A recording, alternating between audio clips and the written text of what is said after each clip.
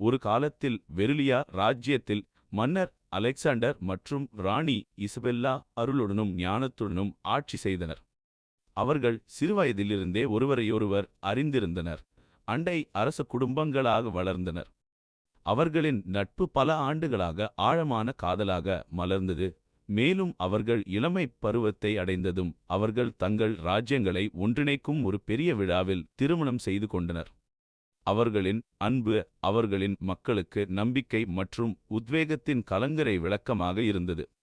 அவர்கள் அடிக்கடி அரண்மனை தோட்டங்களில் கைகோர்த்து உலாவுவார்கள், ராஜ்யம் மற்றும் அவர்களின் எதிர்காலம் பற்றிய தங்கள் கனவுகள் பற்றிய உரையாடலில் தொலைந்து போகிறார்கள்.